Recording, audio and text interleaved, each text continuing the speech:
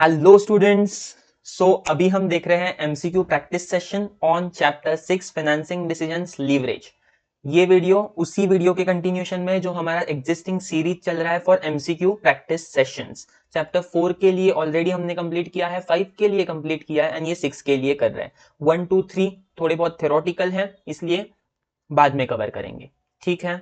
Second thing, ये video sir कहाँ पे अवेलेबल है? अपने एजुकेटिंग इंडिया के चैनल पे भी अवेलेबल है, as well as CM Saili ma'am success Mantra academy पे भी अवेलेबल है। With respect to new upcoming batch details मुझे एक बार सिर्फ बताने दो। It is about May 25 CA intermediate के बैच ऑलरेडी स्टार्ट हो चुके हैं ग्रुप 1 के लिए। सिमिलरली ग्रुप 2 के लिए स्टार्ट होंगे। आई my self will be available for a face to face batch eight success Mantra academy Pune, as well as आपको अदर ऑप्शन है विच आर वर्चुअल या फिर pre recorded classes. Sir timing क्या रहेगा, फीस क्या रहेगी, ये सारी चीजें अवेलेबल है सक्सेस मंत्रा एकेडमी को। आप कांटेक्ट करो and you can take the details from there. Besides this, ये revision series you already know इसका इंटेंशन क्या है। I really interacted with multiple students and then मेरे को समझा कि माइट भी एमसीक्यूज वगैरह अभी तक इनको लाइक इंटर वाले स्टूडेंट्स को आदत नहीं है आप लोगों को, एंड इसलिए माइट भी ये थोड़े डिफिकल्ट जा रहे हैं आपको, यहाँ पे मार्क्स नहीं बन रहे हैं आपके। इसीलिए ये सेशंस है। अगर आपको हेल्पफुल लग रहा है तो do share it with your other friends as well, so that उनको भी इसका बेनिफिट हो सकता है।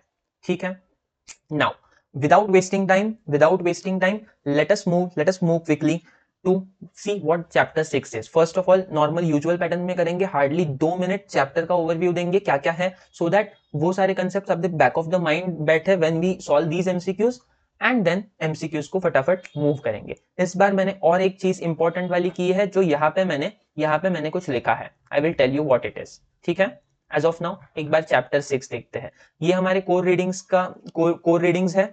तो 6th में हमने पहले देखा था why this chapter, how financing decisions which are relating to leverage affect the value of firm, affect the risk and ultimately expectations, and उसका सबका इंपैक्ट होता है वैल्यू ऑफ फर्म पे। देन हमने इसमें देखा था बिजनेस रिस्क, फाइनेंशियल रिस्क।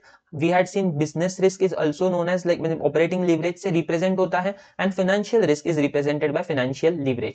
दोनों को अगर मैं मिक्स करूं तो it is combined leverage. Then हमने देखा था कुछ discrete concept. There were 4 concept, 2 with respect to operating leverage and 2 with respect to financial leverage. Financial leverage की अगर मैं बात करूं तो देयर वर 2 थ्योरेटिकल कंसेप्ट, एक तो डबल एजेड स्वॉर्ड कि how financial leverage acts as a double edged sword like, and दूसरा था ट्रेडिंग ऑन इक्विटी। अगर मैं ऑपरेटिंग लीवरेज की बात करूं तो फिर भी 2 थे, break even and margin of safety. ये ग्राफ का हमने एनालिसिस देखा था, ये एक दो सम सॉल्व किए थे, एंड ये कंबाइंड लीवरेज लास्ट में, एंड इसके केसेस देखे थे which is the best combination. ठीक है। हियर कंप्लीट्स चैप्टर 6 एकदम फ्लो में एक बार दिया है। ठीक है। Now let us move to MCQs. Give me a minute.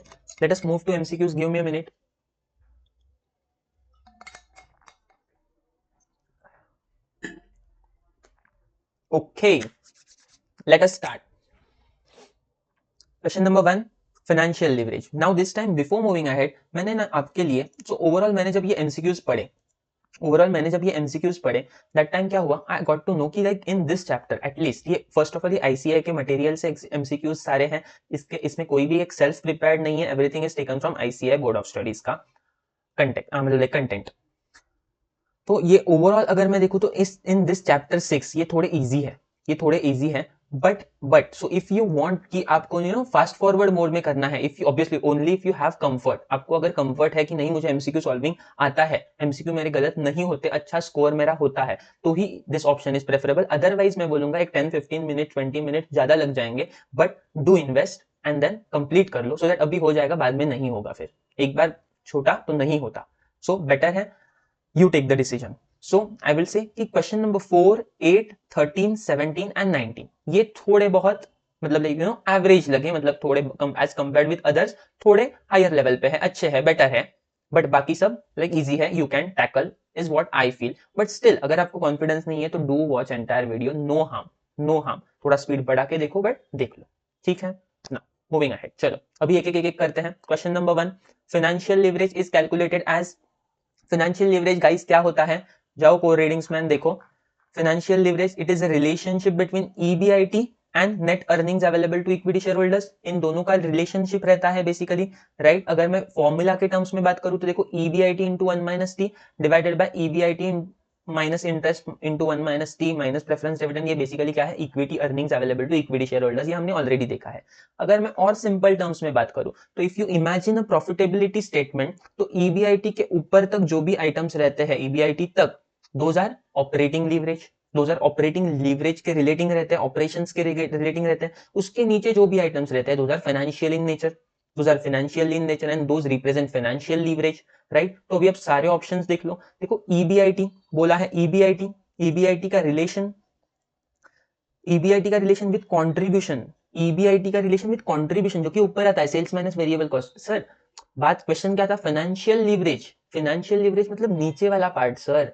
EBIT का कंट्रीब्यूशन के साथ रिलेशन, ये कभी फाइनेंशियल नहीं है, ये तो ऑपरेटिंग है ऊपर वाला, राइट।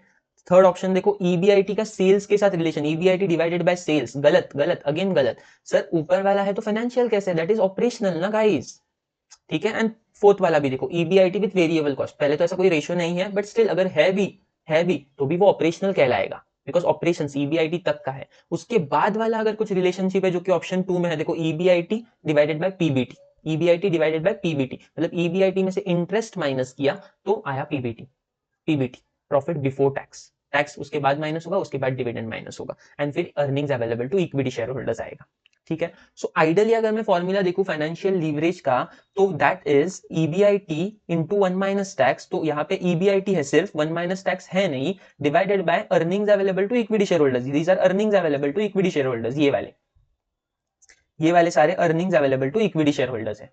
ये सब मिला के अगर मैं माइनस करूं तो इंटरेस्ट माइनस किया, टैक्स माइनस किया, डिविडेंड माइनस किया, तो यहाँ पे ऑप्शन में वो भी नहीं है, पीबीटी है।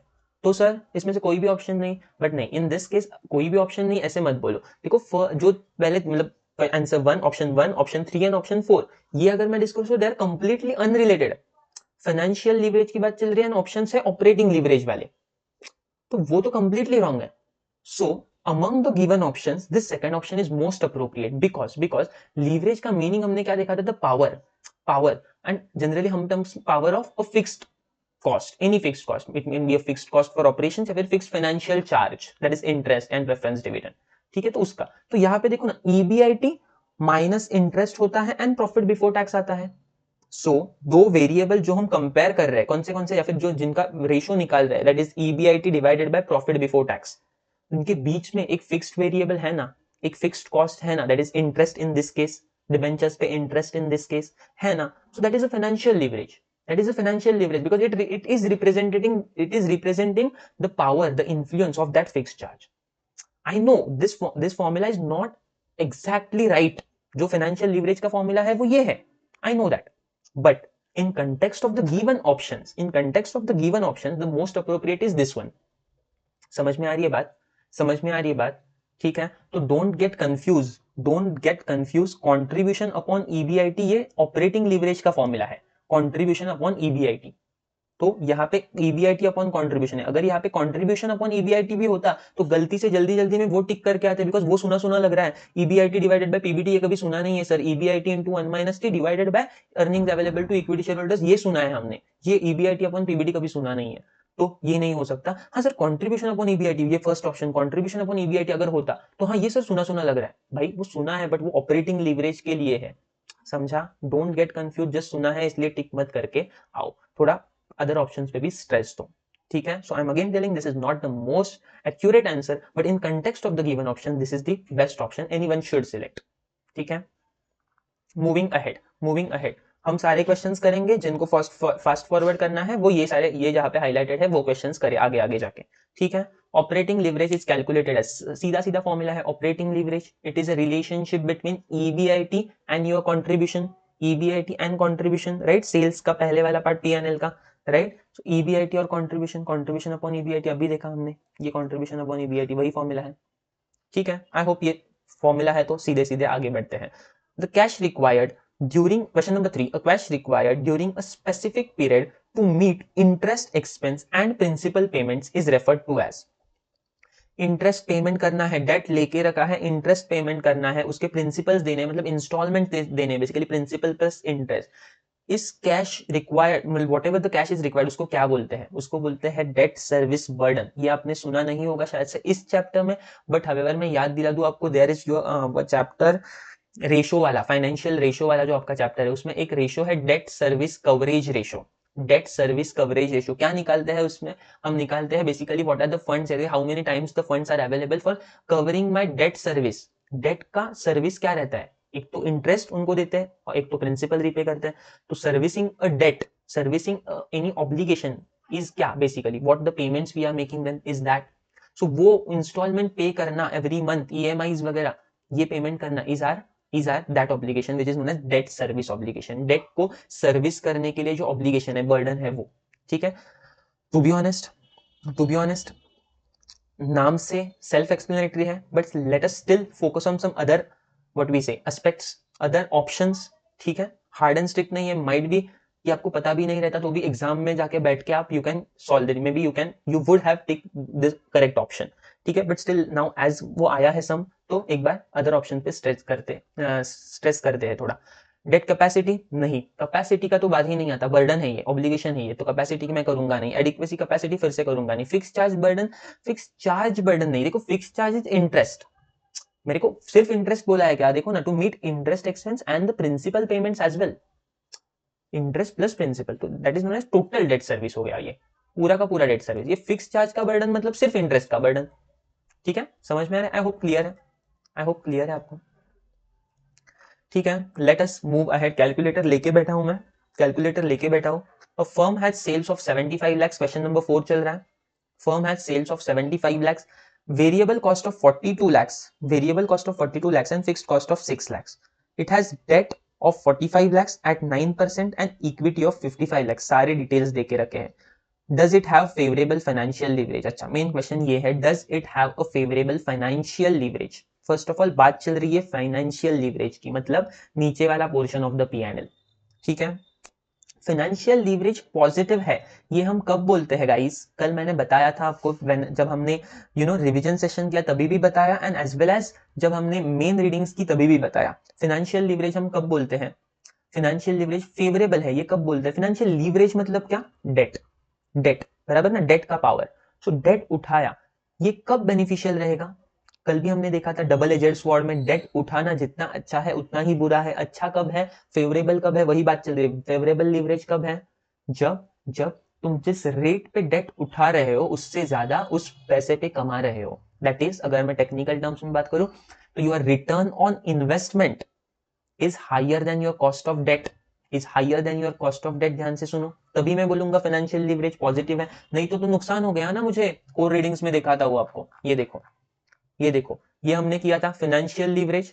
अगर आरओआई ज्यादा है, लेट्स अज्यूम आरओआई 25 है एंड कॉस्ट ऑफ डेट 15 ही है, इनसे पैसा उठाया 15% पे और बाजार में लगाया 25% पे, 25 आ रहा है, इनको इनका 15 दे दिया, बचा कितना? 10। वो किनके लिए? इक्विटी वालों के लिए, वो इक्विटी वालों के लिए सरप्लस है। यहाँ पे it is known as financial leverage, debt लेके आपका फायदा हुआ इक्विटी शेयर होल्डर्स का। बट वही निगेटिव सिनेरियो ले लो, आपका रिटर्न ऑन इन्वेस्टमेंट सिर्फ 10% आ रहा है, इनसे पैसा उठाया 15% से, बाजार में लगाया 10% से, इन बाजार का रिटर्न आया 10%, इनको तो 15 देना है ना। अब ये किसके जेब में से जाएगा? इक्विटी शेयर होल्डर्स के। ये यहाँ तो निगेटिवली लीवरेज काम कर रहा है।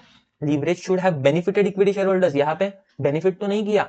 बाजार का रिटर्न आया 10%, वो भी इनको नहीं मिला, वो भी लेके गया, प्लस उसके साथ खुद के जेब का भी लेके गया डेट वाले। समझ में आ रही है बात? तो that is unfavourable leverage. So they are asking, does it have favourable financial leverage? इस कंपनी को फेवरेबल फाइनेंशियल लीवरेज है क्या? देखना पड़ेगा। एक तो फेवरेबल कब रहेगा? व्हेन जो आ रहा है return on investment is higher than cost of debt, so ROI is less than interest on loan. ये तो एनी केस, इनके केस में है नहीं है बाद वाली बात, बट आरओआई अगर लेस है, अच्छा सॉरी आंसर ऐसा है, ROI is less than interest on loan and hence it is not a favourable financial leverage in this case. ऐसा देखना पड़ेगा। अभी आरओआई इनका देखते हैं, इनका आरओआई देखते हैं एंड ये भी देखते हैं, लेट अस सी, ठीक है। डेट पे कितना, डेट का कॉस्ट ऑफ डेट कितना है? 9% है, आई गेस 9% है। टैक्स है क्या? टैक्स है तो टैक्स सेविंग होगा, टैक्स नहीं है तो 9% डायरेक्टली डेट का कॉस्ट है। 45 लाख का डेट एट द रेट 9%, ठीक है। And firm has sales of 75 lakhs minus variable cost 42 lakhs, minus variable cost 42 lakh, fixed cost 6 lakh, calculator पे ले लो ना, प्रॉफिट कितना बन रहा है देखो ना, 75 लाख माइनस 42 लाख।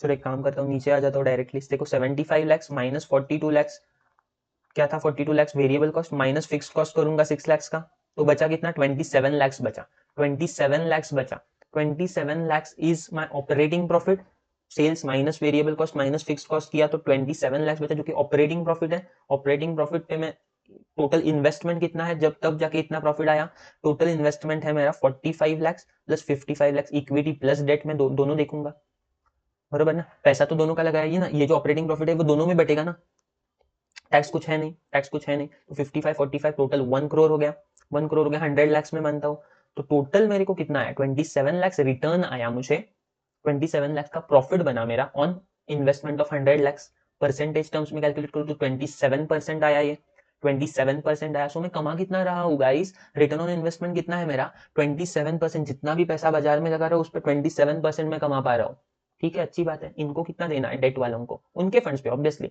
उनके फंड 45 लाख थे, उनको कितना देना है परसेंटेज के टर्म्स में 9%, 9%। Whether it is a financial sorry favourable financial leverage, yes yes it is a favourable, because इनसे 9% पे 45 लाख उठाए एंड उस पे मैं कमा रहा हूँ टोटल 27%, तो 27 आ रहे हैं इनके फंड्स पे, उसमें से 9 मैं इनको दे रहा हूँ, बचे हुए कितने 18, 9 3 27, तो 9 2 18, 18 मेरे जेब में जा रहे हैं, 18 मेरे जेब में जा रहे हैं, इक्विटी शेयर होल्डर्स के आई मीन, ठीक है, क्लियर है। So this in this case it is a financial favourable financial leverage, क्यों, return on investment is 27% and cost of debt is 9%। So देखते हैं, ROI is less than interest on loan, नहीं ROI तो ज्यादा है, 27% है ROI, तो पहला ऑप्शन नहीं है। ROI is equal to interest on loan, equal भी नहीं है, 9 भी नहीं है, 27 एंड 9 है। ROI is greater than interest on loan fund, yes, and hence it is a favorable financial leverage, yes, third option। ROI is greater, fourth option में भी greater than interest on loan fund, hence it is unfavorable कैसे हो सकता है, अगर ROI ज्यादा है, मैं कमा ज्यादा रहा हूँ, तो that is good, that is good। समझ में आ रही है बात, I hope clear है, I hope clear है। Moving ahead, moving ahead, question number 5, if DOL is 1.24 and DOL is degree of operating leverage and DFL degree of financial leverage is 1.99, DCL degree of combined leverage कितना है, easy question, दोनों को multiply कर दो, 1.24 into 1.99 कितना आएगा, 1.24 into approximately 2 है ये, so 2.48 आ जाएगा, that is last option 2.47, ठीक है, कैलकुलेटर में अगर मैं करूँ तो 1.24 into 1.99 that is coming to 2.46, 2.467, that is rounding of 2.47। I hope clear है, I hope clear है। चलो moving on to question number 6, get charged up guys, अभी आपके एग्जाम्स हैं, एकदम काफी नजदीक है, तो थोड़ा फटाफट pull up your socks and you know with the motivation with enthusiasm पढ़ाई स्टार्ट करो। कोई प्रॉब्लम है, कोई भी प्रॉब्लम है, एग्जाम रिलेटेड हो, किसी भी सब्जेक्ट रिलेटेड हो, you can always reach out to us, ठीक है। चलो moving ahead, question number 6 guys, degree of combined leverage is a fraction of degree of combined, पहला option degree of combined leverage is a fraction of, गलती हुआ है, ठीक है, एक ऑप्शन आपका कम हो गया। सेकंड ऑप्शन है percentage change in EPS on percentage change, मतलब ये पूछ रहे फ्रैक्शन ऑफ, मतलब ये बोल रहे हैं किस किन दोनों का डिवीजन, मतलब एक्स डिवाइडेड बाय वाई, क्या degree of combined leverage is, easy है गाइस, बताओ, मैंने बताया था आपको, degree of operating leverage is contribution और ईबीआईटी का रिलेशन, राइट, कंट्रीब्यूशन और ईबीआईटी का रिलेशन, कंट्रीब्यूशन अपॉन ईबीआईटी, यही था ना formula, check check, contribution upon EBIT that is degree of operating leverage. अगर ऑपरेटिंग के नीचे की बात करूं तो EBIT upon earnings available to equity share holders, 1 minus T सिर्फ लगा दो, 1 माइनस टी सिर्फ लगा दो, यहाँ पे है EBIT upon upon earnings available to equity share holders, 1 minus T का फैक्टर लगा दो, ये और ये डिग्री ऑफ ऑपरेटिंग लिवरेज, ये डिग्री ऑफ फाइनेंशियल लिवरेज। अगर मैं दोनों को कंबाइन करूं तो first point contribution, last point EPS, first point contribution, last point EPS, that will be my combined leverage, combined leverage. तो percentage change in EPS upon percentage change in sales, contribution is equal to sales, percentage change in contribution is equal to percentage change in sales, ठीक है, ये formula है, ये formula है, हमने core readings में, अगर मैं डायरेक्टली फॉर्मूला की बात करूं, लॉजिक भी छोड़ दो, डायरेक्टली फॉर्मूला की बात करूं तो भी है, degree of combined leverage equal to percentage change in EPS upon percentage change in sales, ठीक है, ठीक है, percentage change in EPS upon percentage change in sales. तो फॉर्मूला है इसलिए मैं डायरेक्टली आगे मूव हो रहा हूँ, इसमें ज्यादा कुछ है नहीं। Question number 7, if EBIT is 15 lakhs। Question number 7 ध्यान दो, if EBIT is 15 lakhs, interest is 2 lakh 50, corporate tax is 40%, calculate degree of financial leverage। financial leverage का फॉर्मूला अभी देखा, फाइनेंशियल लीवरेज का फॉर्मूला अभी देखा, EBIT 1 माइनस टी कर दो divided by earnings available to equity share holders. ले लो कैलकुलेटर पे, ले लो कैलकुलेटर पे। EBIT तो ऑलरेडी पता है 15 lakhs है, 15 lakhs है, 15 lakhs है। मैं earnings available to equity share holders अगर मैं निकालू, इसमें से मैंने इंटरेस्ट माइनस किया 2 लाख 50 तो आता है 12 लाख 50, माइनस कॉर्पोरेट टैक्स 40% करूं तो आता है 7 लाख 50, तो आ रहा है 7 lakh 50। Earnings available to equity share holders आया है, ये मैं डालूंगा मेमोरी प्लस में गाइस, 7 लाख 50 मेमोरी प्लस में डालूंगा। ऊपर क्या लेता हूं मैं, EBIT 15 lakhs minus 1 minus tax 40% minus करूंगा तो आया 9 lakhs, तो आया 9 lakhs, 9 lakhs divided by memory recall that is coming to 1.2, that is coming to 1.2। ये वाला इजी था, इजी था, ठीक है। बस फॉर्मूला अभी जस्ट हमने देखा तो इसलिए आई डोंट थिंक याद नहीं आ रहा, ऐसा भी होगा कोई। अभी जस्ट देखा, ये देखो लॉजिक बार बार डिस्कस किया है, ये लॉजिक बार बार डिस्कस किया है। EBIT लेते हैं न्यूमरेटर में एंड उसका रिलेशनशिप देखते हैं लास्ट में, मतलब सारे फिक्स्ड कॉस्ट होने के बाद EBIT में से इंटरेस्ट जाता है, fixed cost, tax cost of capital के रिगार्डिंग नहीं है बट टैक्स भी एक चार्ज है, एंड देन डिविडेंड है, एंड देन प्रेफरेंस डिविडेंड है। तो ये दो फिक्स चार्ज है, इंटरेस्ट और प्रेफरेंस डिविडेंड, इंटरेस्ट और प्रेफरेंस डिविडेंड। तो ये माइनस होने के बाद बचता है earnings available to equity share holder. इन दोनों का रिलेशन, इन दोनों का relation EBIT divided by earnings available to equity share holders. सिर्फ फैक्टर लगाना है 1 माइनस टी बाद में, ठीक है। उसके बाद let us move question number 8। Question number 8, if margin of safety is 0.25, ये भी अच्छा क्वेश्चन है। If margin of safety is 0.25 and there is 8% increase in output, output मतलब प्रोडक्शन ज्यादा हो रहा है तो वी आर अज्यूमिंग आउटपुट हो रहा है तो सेल भी हो रहा है, ये अज्यूम करना पड़ेगा अभी because we have no other option, नहीं तो इस क्वेश्चन का सेंस नहीं बनेगा। There is 8% increase in output then EBIT will be, मतलब वो क्या बोल रहे हैं, 8% सेल्स बढ़ गए तो EBIT कितना हो गया, तो EBIT कितना मेरा बढ़ गया या फिर कितना हुआ, राइट। इन दैट केस ये किसका रिलेशन किसके साथ देख रहे हैं, किसके साथ मांग रहे हैं, मतलब they are expecting you to identify which relationship of what with what. They are asking you relationship of EBIT with sales, EBIT with sales and EBIT का रिलेशन विथ सेल्स ये कौन सा होता है guys, this is operating leverage. EBIT और sales ऊपर वाला operating बार बार पहले से वही बता रहा हूं मैं, ठीक है। ऑपरेटिंग, सो ऑपरेटिंग लीवरेज का सर फॉर्मूला ही क्या है, percentage change in EBIT with respect to percentage change in sales, with respect to percentage change in sales. तो operating leverage is equal to, हमें पता है, मैं फॉर्मूला लिख दूं यहाँ पे या है कहीं पे, ऑपरेटिंग लीवरेज हमने क्या बोला था अभी, परसेंटेज चेंज वाला ना, शायद से यहाँ पे कहीं तो होना चाहिए, मैंने लिखना, आई डोंट रिमेम्बर। हाँ ये देखो यहाँ पे है, देखो degree of operating leverage percentage change in EBIT upon percentage change in sales. अभी क्या हमें परसेंटेज चेंज इन सेल्स पता है, यस पता है, 8% बोला है अभी, ये देखो इंक्रीज बाय 8%, ठीक है, ठीक है, ओके सर। क्या हमें degree of operating leverage, sorry हमें निकालना क्या है, change in EBIT, change in EBIT निकालना है, तो वो तो वेरिएबल रहेगा अभी, एज ऑफ नाउ हमें पता नहीं, तो वो x रहेगा। क्या हमें डिग्री ऑफ ऑपरेटिंग लीवरेज पता है, क्वेश्चन देखो, डिग्री ऑफ ऑपरेटिंग लीवरेज नहीं पता बट हमें मार्जिन ऑफ सेफ्टी पता है। एंड हमने कल परसों ही डिस्कस किया कि margin of safety and operating leverage कैसे रिलेटेड है गाइस, याद करो, you should remember, I am expecting कि इतना ये आपको याद आना चाहिए। मार्जिन ऑफ सेफ्टी और ऑपरेटिंग लीवरेज कैसे रिलेटेड है, इनवर्सली कैसे sir, 1 upon MOS equal to operating leverage, या फिर 1 upon operating leverage equal to MOS। Logic क्या बताया था, लॉजिक बताओ इफ यू वांट, जिनको सुनना है सुनो, फिर से एक बार जस्ट बता देता हूँ। मार्जिन ऑफ सेफ्टी क्या रहती है सर, जितना ज्यादा मार्जिन ऑफ सेफ्टी उतनी रिस्क कम, क्यों, हम BEP को ऑलरेडी पास करके आगे ज्यादा सेल्स कर रहे हैं अभी, जितना ज्यादा मार्जिन ऑफ सेफ्टी, जितने ज्यादा सेल्स हो रहा है एक्चुअल में उतना ज्यादा अच्छा है ना हमारे लिए, मार्जिन ऑफ सेफ्टी उतनी बढ़ेगी, तो जितनी मार्जिन ऑफ सेफ्टी बढ़ेगी उतना अच्छा है, बिकॉज सेल ज्यादा हो रहा है, इसलिए बिजनेस रिस्क कम हो रहा है, बिजनेस रिस्क मतलब क्या, ऑपरेटिंग लीवरेज, मतलब MOS जितना ज्यादा उतनी बिजनेस रिस्क कम, उतनी ऑपरेटिंग लीवरेज कम।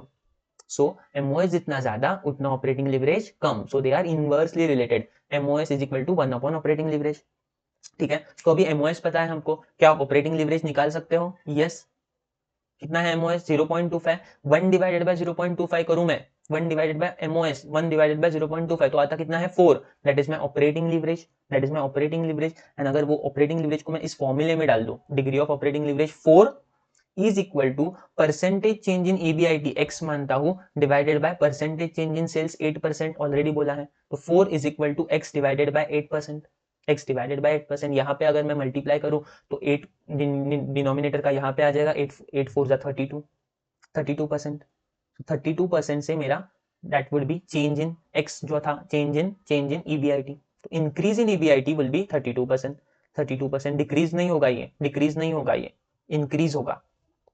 ठीक है, ठीक है, पॉजिटिव आया है हमारा आंसर। आई होप क्लियर है, आई होप ये क्लियर है। क्वेश्चन नंबर 9, हाँ, तो इसके लिए यहां से की टेक अवे का, जिनको ये फॉर्मूला पता नहीं था 1 upon MOS is equal to operating leverage, तो वो ध्यान रखो, वो ध्यान रखो। ठीक है, moving ahead. A firm with high operating leverage is characterized by dash. देखते हैं ऑप्शंस क्या है। Characterized by low fixed cost, high variable cost. अच्छा, बात कर रहे हैं तो हाई ऑपरेटिंग लीवरेज का मीनिंग क्या है गाइस? हाई ऑपरेटिंग लीवरेज का मीनिंग क्या है? हायर फिक्स्ड कॉस्ट, राइट ना? हायर फिक्स्ड कॉस्ट, कौन सा वाला fixed cost? Fixed cost of operation. While one with high financial leverage, इसका मीनिंग क्या है? फाइनेंशियल लीवरेज में क्या हाई रहेगा? डेट, डेट हाई रहेगा, इसीलिए इंटरेस्ट फिक्स चार्ज हाई है। ठीक है, तो देखो third option, higher fixed cost of production मतलब operating leverage. So high, a firm with high operating leverage is characterized by high fixed cost of production and a firm with high financial leverage is characterized by high fixed financial cost. Ultimately दोनों भी cost fixed है guys, but difference क्या है दोनों में? First is operational cost production का, second is financial charge, dividend pay करना लोगों को, डेट होल्डर्स को इंटरेस्ट पे करना, ये सारी चीजें। आई होप आपको समझ रहा है। लो आएगा नहीं, लो कॉस्ट ऑफ प्रोडक्शन क्यों आएगा? हाई ऑपरेटिंग लीवरेज मतलब high business risk. High business risk क्यों रहती है? इतना सारा फिक्स्ड इन्वेस्टमेंट किया है, वो रिकवर होगा भी या नहीं इसकी चिंता, that is high business risk. Low तो रहेगा नहीं। High variable cost of production, high variable cost से तो मतलब नहीं है, बिकॉज वो तो रिस्क नहीं रहता ना, वेरिएबल कॉस्ट का रिस्क नहीं रहता, because you already no variable cost recover हो रही है नहीं रिकवर हो रही। पर प्रोडक्ट समझता है, सेलिंग प्राइस अगर ज्यादा है तो रिकवर हो रही है, सेलिंग प्राइस अगर कम है तो रिकवर नहीं हो रही। रिस्क नहीं है इसमें, रिस्क नहीं है, यू ऑलरेडी नो। लॉस है, सेलिंग प्राइस कम है तो भी you already no, it is not a risk. Risk वो है जो पता नहीं, अनसर्टेनिटी। ठीक है, तो सेकंड ऑप्शन भी नहीं। लो कॉस्ट ऑफ प्रोडक्शन, ये भी नहीं, लो कॉस्ट ऑफ प्रोडक्शन भी नहीं। ठीक है, आई होप क्लियर है, आई होप क्लियर है। Question number 10, there is no operating leverage if there is no fixed cost.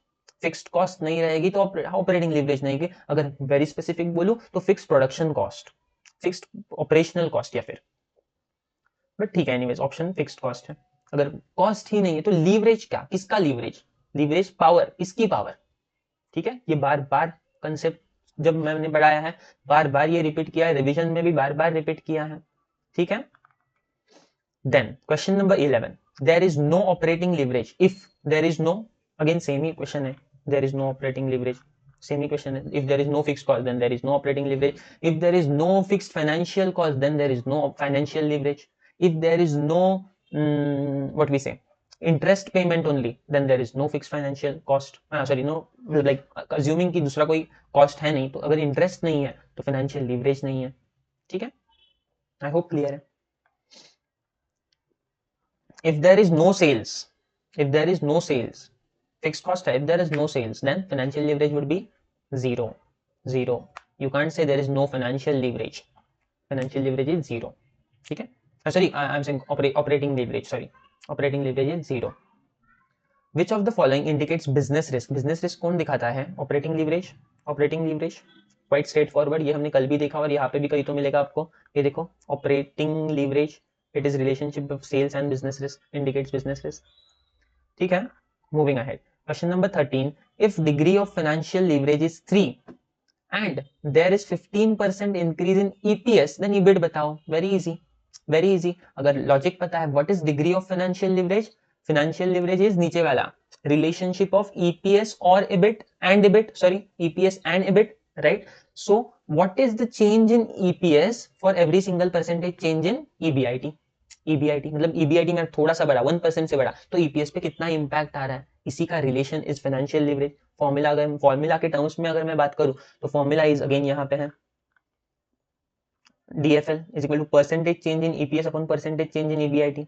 क्या आपके पास DFL है? यस बताया है, 3 है फाइनेंशियल लीवरेज।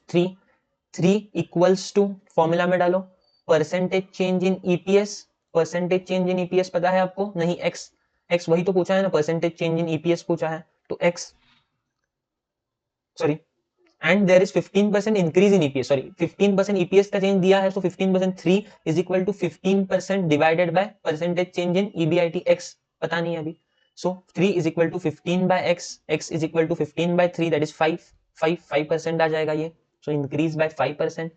ये डिक्रीज नहीं होगा बिकॉज पॉजिटिव है, हमारा कैलकुलेशन 15 बाय 3 पॉजिटिव है। ठीक है, ठीक है, आई होप क्लियर है। EPS बढ़ रहा है तो ऑब्वियसली EBIT बढ़ने के बाद ही EPS बढ़ेगा, दूसरा लॉजिक। अगर EPS 15% से इंक्रीज हुआ है, इसका मतलब EBIT भी इंक्रीज ही हुआ रहेगा। तो EBIT कितने से इंक्रीज हुआ है? EBIT 5% से इंक्रीज हुआ है, EBIT 5% से इंक्रीज हुआ है। ठीक है, आई होप ये क्लियर है, आई होप ये क्लियर है। यहाँ पे कौन सा फॉर्मूला यूज किया? नॉर्मल फाइनेंशियल लीवरेज का, सिर्फ परसेंटेज वाला, अच्छा चेंज वाला, आई मीन नॉट परसेंटेज वाला, चेंज वाला। Okay, I had also told you. कैसे पता चलेगा सर कब कौन सा फॉर्मूला यूज करना है?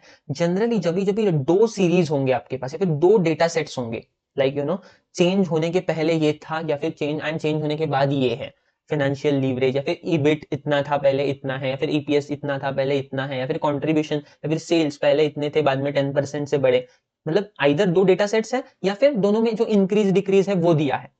So like those things are hinting towards two data sets। मतलब जब ये increase बोलते हैं that time पहले ये था बाद में ये है, मतलब दो data sets हो गए। तो when there are two data sets you have to use generally percentage change वाला formula। when there is single data set nothing is given, like जो पहले एक दो questions थे हमारे, financial leverage calculate करो, contribution sorry sales इतने इतने हैं, variable cost इतना इतना है, fixed cost इतना इतना है, and xyz calculate financial leverage, calculate operating leverage। in that case single अपना जो कंट्रीब्यूशन अपॉन EBIT या फिर EBIT upon earnings available to equity share holders into 1 minus T वगैरह जो भी फॉर्मूला है वो यूज करो।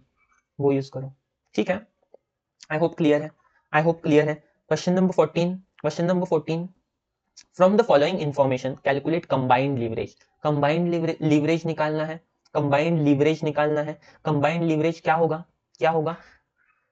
ऑपरेटिंग फाइनेंशियल दोनों के एंड पॉइंट्स लेने हैं। ऑपरेटिंग स्टार्ट होता है सेल्स से एंड फाइनेंशियल एंड होता है EPS पे, EPS almost equivalent to earnings available to equity share holders, सिर्फ बाद में नंबर ऑफ शेयर से डिवाइड होता है, तो I can consider it in absolute terms amount of earnings available to equity share holders.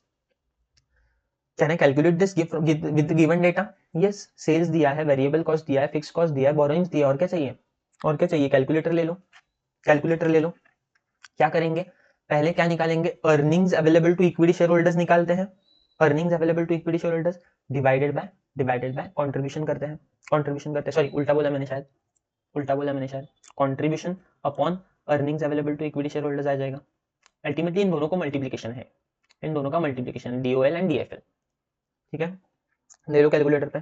Sales 20 lakhs, यहाँ पे भी रहेगा, नीचे भी आंसर लिखा रहेगा ये कहीं तो, अच्छा सेल्फ एक्सप्लेनेटरी बोला है, ठीक है। 20 lakhs माइनस वेरिएबल कॉस्ट 40% की मैंने, 12 lakhs आया। What is this? कंट्रीब्यूशन है, ये कंट्रीब्यूशन है। बाद में मेरे को यही लगेगा कंट्रीब्यूशन, भले ही मैं सेल्स बोल रहा हूँ बट आइडियली मुझे कंट्रीब्यूशन लगता है, सेल्स बोल रहा हूँ मैं, because sales and contribution are like हाथ में चलते हैं, directly proportional to each other, इसलिए। बट अल्टीमेटली मुझे कंट्रीब्यूशन लगेगा बाद में, बट ठीक है, as of now I am not considering.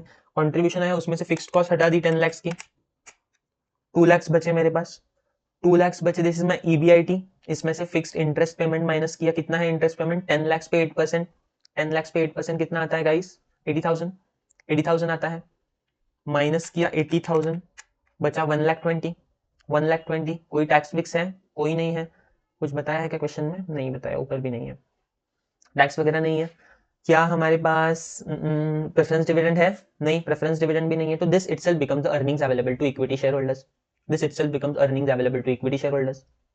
ठीक है, ठीक है। इसको मैं डालूंगा मेमोरी प्लस में, डिनोमिनेटर है, ये डिनोमिनेटर है, राइट ना। Earning available to equity shareholders, ऊपर क्या कहां से स्टार्ट करते हैं? Sales, I mean contribution upon this, contribution upon earnings available to equity share, directly start से लेके एंड पे, बीच में EBIT वगैरह पे कहीं पे रुकना नहीं है, बिकॉज कंबाइंड लीवरेज चाहिए, ठीक है, ठीक है। मेमोरी प्लस में डाला, now what is my contribution 20 lakhs minus 40%, हमने कैलकुलेट किया था 20 lakhs minus 40% 12 lakhs, this is my contribution divided by memory recall equals to 10 equals to 10, that is 10 times, that is 10 times. ठीक है, ठीक है, I hope clear है, I hope clear है। Moving ahead, question number 15 financial, एक minute दे दो मुझे, एक ब्रीदर ले लो आप भी।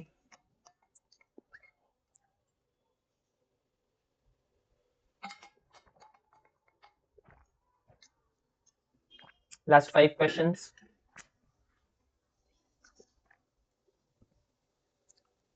फाइनेंशियल लीवरेज, क्वेश्चन नंबर 15, चलो let start. Question number 15, financial leverage में be defined as, financial leverage किसको बोलेंगे?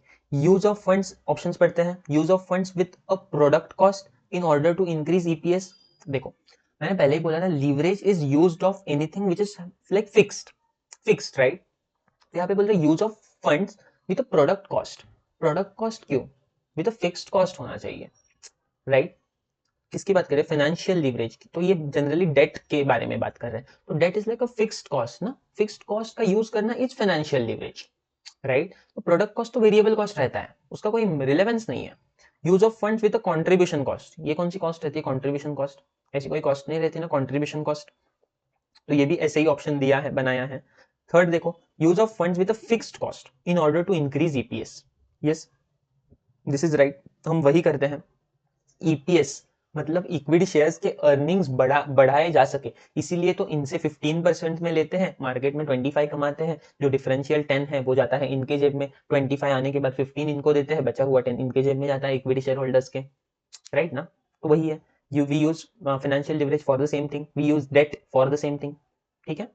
तो फाइनेंशियल लिवरेज का मीनिंग ये वो होता है, use of funds with fixed cost in order to increase earnings before interest and tax. देखो earnings before interest and tax ये गलत है, earnings before interest and tax बढ़ाने के लिए, sorry earnings before interest and tax बढ़ाने के लिए हम ये नहीं रहता हमारा,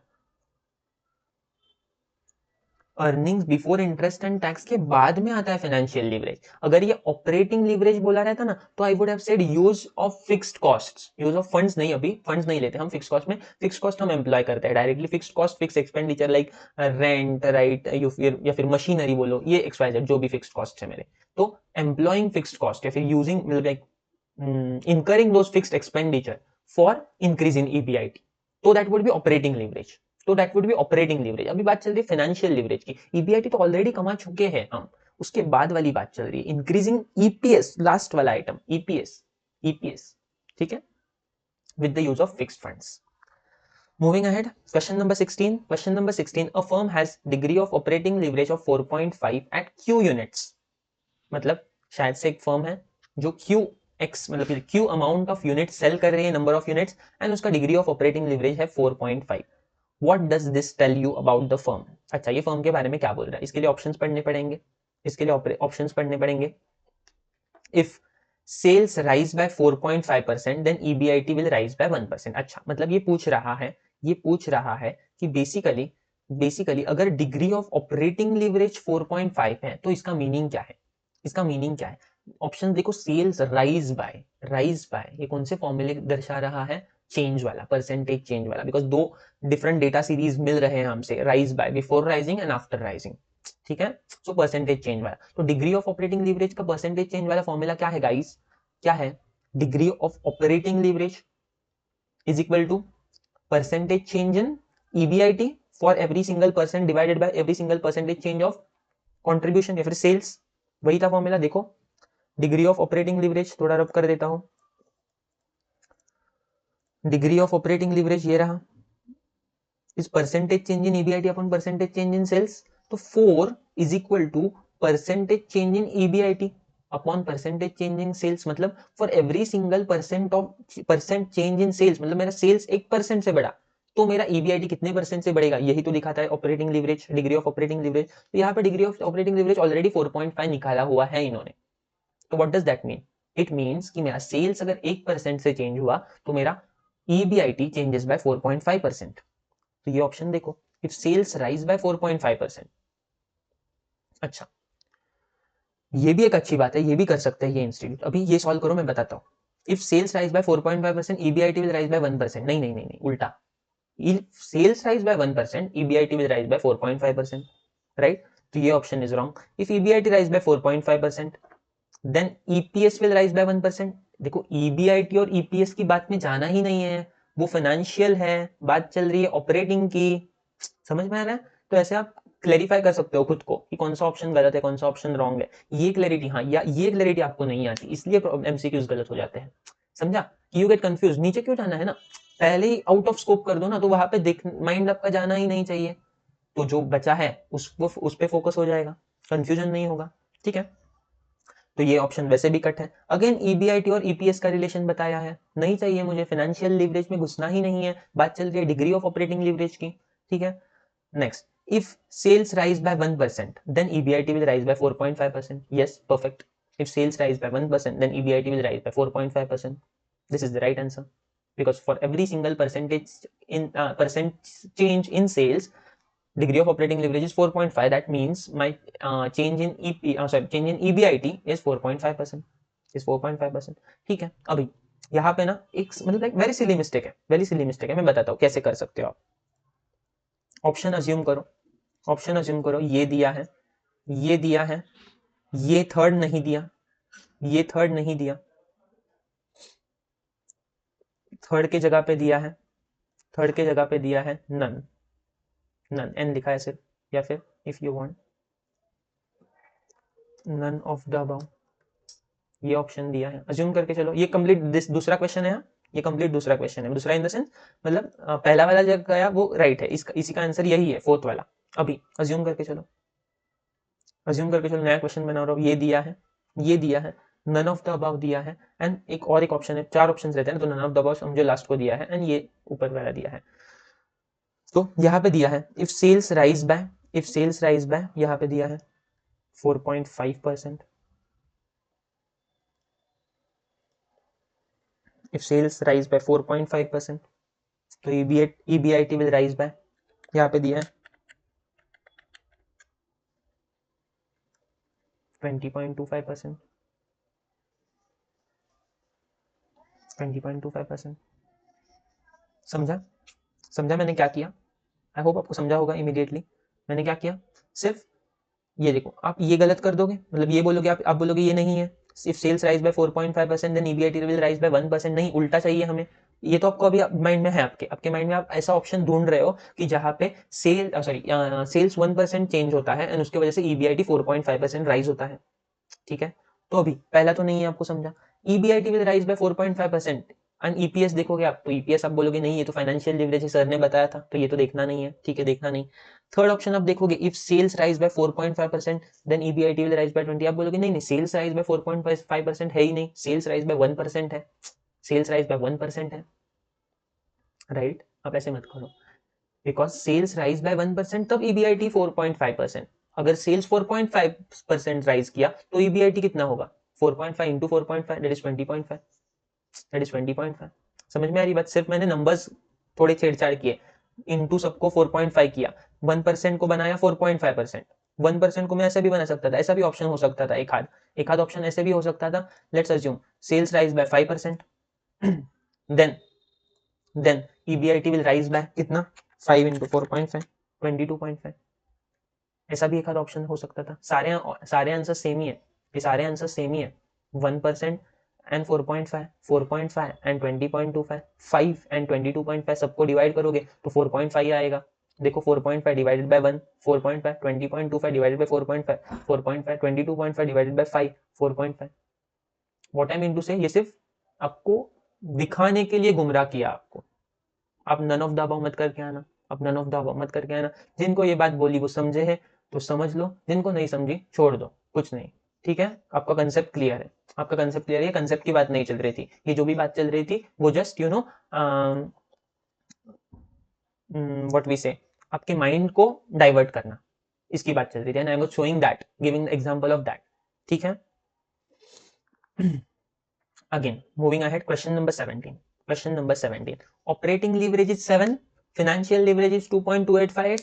How much change in sales will, ऊपर वाली बात चल रही, change in sales will be required to bring 70% change in EBIT. EBIT sales और EBIT कौन सा देखना है रिलेशन? ऑपरेटिंग लीवरेज वाला। आई होप नीचे फाइनेंशियल में जाना है? बिल्कुल भी नहीं, बिल्कुल भी नहीं। परसेंटेज की बात चल रही है तो जनरली फॉर्मूला कौन सा देखना है? परसेंटेज चेंज वाला। बताओ डिग्री ऑफ ऑपरेटिंग लीवरेज। अभी देखो यहाँ पे फाइनेंशियल लीवरेज भी दिया है but that is just to confuse, that is just to confuse. Degree of operating leverage देखेंगे is equal to percentage change in EBIT upon percentage change in sales. देखो ना ऑपरेटिंग लीवरेज कितना है हमारा, operating leverage कितना है हमारा 7 equals to, मैं करूंगा 7 operating leverage equals to percentage change in EBIT कितना है मेरा परसेंटेज चेंज इन EBIT 70%। मुझे 70% चेंज लाना है, उसके लिए divided by percentage change in sales कितना लगेगा, यही वो पूछ रहे हैं। Divided by percentage change in sales, वो तो मुझे पता नहीं, वो तो मैं अभी x मान के चलूंगा। तो ये एक हो गया, ये एक हो गया एंड ये 3 टोटल हो गए। तो 7 is equal to 70 divided by x। तो सेल्स यहाँ पे x यहाँ पे आ गया, 7 यहाँ पे आ गया, 70 divided by 7 that is 10, that is 10, that is 10 sorry, first answer. I hope clear है, आई होप क्लियर है, इजी भी है। यहाँ पे भी दिया है वही सेम कैलकुलेशन। तो यहाँ पे देखो, अभी यहाँ पे आपको ये कंफ्यूज करने के लिए दिया था फाइनेंशियल लिवरेज। एक हाथ कोई तो होता बंदा, उसको लगता है ये कंबाइंड लिवरेज वाली बात चल रही है, तो he would have multiplied 7 into 2.2 and then कुछ तो कैलकुलेट करके आया था कंबाइंड लिवरेज, बिकॉज सेल से स्टार्ट हुआ है ना सर। बट सेल से स्टार्ट जरूर हुआ है बट खत्म कहाँ पे हुआ है? EBIT के साथ रिलेशन पूछ रहे हैं। हाँ, अगर यही रिलेशन वो लोग EPS के साथ पूछते ना, यस, अगर यही क्वेश्चन ऐसा होता, operating leverage is 7, financial leverage is 2.2, how much change in sales will be required to bring 70% change in EPS? in EPS अगर EPS आता ना तो मैं क्या करता, पहले इन दोनों लीवरेजेस को मिक्स करता and degree of combined leverage निकालता। ठीक है, degree of combined leverage will be equal to, यहाँ पे वो डालता, क्या आ रहा है, चलो चलो कैलकुलेट करो, क्या आ रहा है degree of combined leverage? 7 into 2.2858 किया है मैंने कैलकुलेटर पे, 16 है, 16 है, 16 पॉइंट समथिंग समथिंग, मैं 16 लेके चल रहा हूँ। 16 is equal to percentage change in EPS। Formula क्या है? Percentage change in EPS divided by percentage change in contribution. Percentage change in EPS कितना है बोला है उन्होंने, गिवन है, हमने अज्यूम किया है ना कि ये क्वेश्चन ऐसा होता अगर, how much change in sales will be required to bring 70% in change in EPS, तो 70% change in EPS divided by change in sale x, change in sales x। तो अभी मेरा आंसर आता x is equal to 70 divided by 7 नहीं आता अभी, 7 into 2.2 that is 16 आता, 16 आता। ठीक है, and that would be the percentage change. कितना आ रहा है? 70 डिवाइडेड बाय 16 कर रहा हूं मैं, 4.375। So this much is required change, this much is required change in sales. 4.35 से सेल्स अगर चेंज होते तो मेरा EPS 70% से चेंज होता। ठीक है, ठीक है, आई होप क्लियर है, आई होप क्लियर है। Question number 18, question number 18 given है ऑपरेटिंग फिक्स्ड कॉस्ट, सेल्स दिए है, पीवी रेशियो दिए, ऑपरेटिंग लीवरेज निकालना है, वेरी इजी, ऑपरेटिंग लीवरेज निकालना है, वेरी इजी। कैलकुलेटर ले लो, सेल्स 1 लाख है, सेल्स 1 लाख है, पीवी रेशियो अगर 40% दिया है तो मैंने सेल्स को पीवी रेशियो से मल्टीप्लाई किया तो मेरा कंट्रीब्यूशन आ जाएगा 1 lakh into 40%, 40,000। Sales into PV ratio equal to contribution आया मेरा 40,000 का, 40,000 का कंट्रीब्यूशन आया, माइनस में फिक्स्ड कॉस्ट करूं तो मेरे को आता है again 20,000। This is my EBIT, this is my EBIT, this is my EBIT। Formula क्या है ऑपरेटिंग लीवरेज का? देखो अभी यहाँ पे कोई चेंज नहीं है, कोई data set, single data set है, सिंगल डेटा सेट है, तो मैं कौन सा फॉर्मूला यूज करूंगा गाइस? कौन सा फॉर्मूला यूज करूंगा? कंट्रीब्यूशन अपॉन EBIT, ये वाला कंट्रीब्यूशन अपॉन EBIT। ये देखो, तो ये क्या है मेरा EBIT आया 20,000, मेमोरी प्लस में डाल के रखा इसने इसको। कंट्रीब्यूशन कितना था सर? कंट्रीब्यूशन था 1 lakh into 40%, 40,000 rupees was my contribution, sales into PV ratio contribution, ये आपको फॉर्मूला पता है। 40,000 was my contribution divided by memory recall equals to 40,000 divided by 20,000 equals to 2। ठीक है, so 2 is the right answer. I don't know क्या होगा इसको, this 2 is the right answer. ठीक है, 19, क्वेश्चन नंबर 19 देखो, कैलकुलेट फाइनेंशियल लीवरेज। यार अभी आई डोंट थिंक यार ये मैं करूंगा सॉल्व, आप कर लो ये सॉल्व, आप कर लो। आउटपुट दी, सारी चीजें दी है, आउटपुट दिया है, फिक्स्ड कॉस्ट दिया है, वेरिएबल कॉस्ट दिया है, इंटरेस्ट एक्सपेंस दिया है, टैक्स रेट दिया है, पूरा स्टेटमेंट बनाना है, बनाना नहीं है, MCQ है तो कैलकुलेट करना है, ऑन कैलकुलेटर हो जाएगा ये। फॉर्मूला क्या है वो बता दो सिर्फ फाइनेंशियल लीवरेज का, क्या चेंज वाला फॉर्मूला मैं यूज करूंगा? Single data set guys, focus, single data set है, नथिंग, सिंगल है तो मैं कौन सा फॉर्मूला यूज करूंगा? EBIT वाला, EBIT into 1 minus T divided by earnings available to equity share holders. Denominator पहले निकाल के लेते हैं कैलकुलेटर पे, सो दैट मेमोरी प्लस में डालने आएगा। ठीक है, ले लो। क्या है selling price 3, variable cost 1, contribution margin 2, 2 3 minus 1 2 into units कितने हैं 3 लैक्स, 3 इंटू 3 लैक्स 6 लैक्स हो गए, सॉरी 2 इंटू 3 लैक्स 6 लैक्स हो गए। This is my contribution, this is my contribution minus contribution में से क्या माइनस कर दो, फिक्स्ड कॉस्ट कितनी है 3,50,000 माइनस की बचे 2,50,000, उसमें से जाएगा इंटरेस्ट का expense minus 25,000 is my interest expense, is my interest expense 2,25,000 EBIT आया मेरा 2,50,000, उसमें से माइनस किया 25,000 इंटरेस्ट एक्सपेंस। अभी इसमें से क्या माइनस होगा, टैक्स माइनस होगा और 35% माइनस कर दिया, 146,250 बचे, इतने बचे। These are earnings available to equity shareholders. These are earnings available to equity shareholders. इनको मेमोरी प्लस में डाल के रखा। प्रेफरेंस डिविडेंड कोई है नहीं, कोई है नहीं। ठीक है, earnings available to equity shareholders memory plus में गए, डिनोमिनेटर में गए, मेमोरी न्यूमरेटर में हमें क्या चाहिए, EBIT into 1 minus T. EBIT कितना था अभी निकाला था हमने, सब माइनस करके याद आ रहा है कितना था, इट वॉज 2,50,000, इट वॉज 2,50,000। देखो इंटरेस्ट एक्सपेंस माइनस करने से पहले, अभी जिनको याद नहीं आ रहा फिर से कैलकुलेट करो, इट वॉज 2,50,000। 2,50,000 में डायरेक्टली ले रहा हूँ EBIT into 1 minus T, tax rate क्या है 35%, तो 162,500 ये न्यूमरेटर बन गया, डिवाइडेड बाय मेमोरी रिकॉल किया मैंने तो 1.1111 आ रहा है, 1.1111 आ रहा है। आई होप ये क्लियर है, आई होप ये क्लियर है। Last question, dash is the ratio of net operating income before fix charges. Before fix charges मतलब फिक्स चार्जेस से पहले, पहले जो भी इनकम रहती है उसको क्या बोलते हैं हम, कॉन्ट्रीब्यूशन बोलते हैं ना। फिक्स चार्जेस से पहले जो भी इनकम रहती है उसको क्या बोलते हैं, कॉन्ट्रीब्यूशन बोलते हैं। To net operating income after fix charge, after fix charge की इनकम को क्या बोलते हैं, सेल्स माइनस वेरिएबल कॉस्ट आता है कॉन्ट्रीब्यूशन, माइनस फिक्स कॉस्ट, उसके बाद क्या आता है EBIT। तो they are asking what is that ratio called, ratio of net operating income before, मतलब ratio of contribution with EBIT, contribution upon EBIT क्या है ये, ऑपरेटिंग लीवरेज, ऑपरेटिंग लीवरेज ये रहा, contribution upon EBIT operating leverage है ये।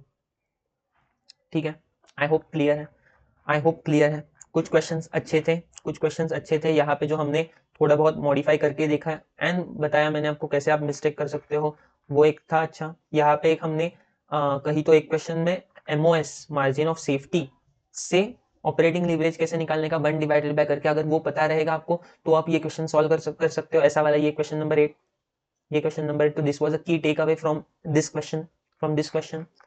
ठीक है, एंड बाकी बस आई गेस लॉजिकल था, लॉजिकल था, थोड़ा फॉर्मूले का एनालिसिस वगैरह था। ठीक है, आई होप ये वीडियो यहीं पे क्लोज करते हैं, फिर मिलेंगे फॉर नेक्स्ट चैप्टर्स, तब तक के लिए bye bye, I wish you all the very best.